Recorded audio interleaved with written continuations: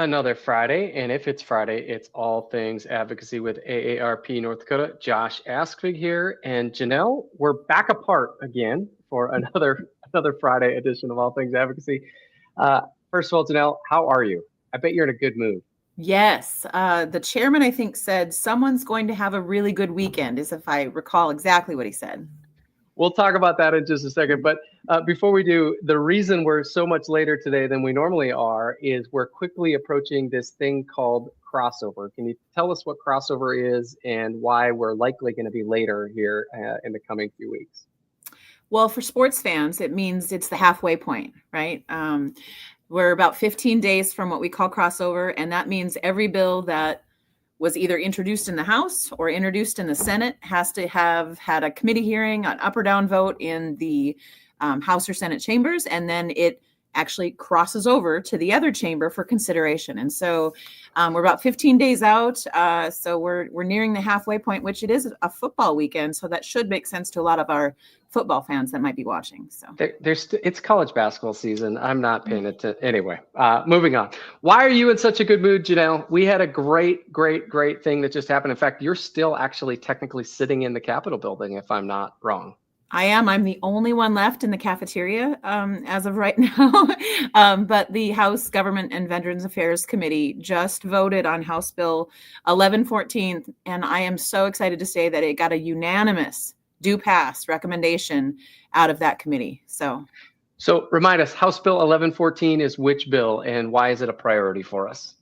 Well, we know prescription drug prices are weigh heavily on everyone's mind every day, and I think even more now so than ever. And 1114 is the insulin cap bill. And so what it does is it extends the $25 cap on insulin supplies and insulin for PERS employees, but it also expands that to the private market. So it's a huge first step in the process of getting insulin more affordable for more North Dakotans. Absolutely. And I want to give a huge shout out to all of our volunteers and those of you who weighed in online, made phone calls, emailed the committee. Super important and super helpful. Quite frankly, we did not think it was going to be a unanimous vote. Janelle and I were talking earlier today. So thank you for all of your work. And Janelle, nice work today. So let's shift gears a little bit. Big success today, headed into the weekend on a high. What's coming up next week? What are we paying special attention to next week? Well, two things in particular. So before halfway point or crossover, all appropriations bills or policy bills that have money that's attached to them. So you need money to implement the actual policy. Those have to be out of their policy committee on Monday so that they can then be referred to appropriations for consideration of the funding mechanism of that. So that's a huge deadline.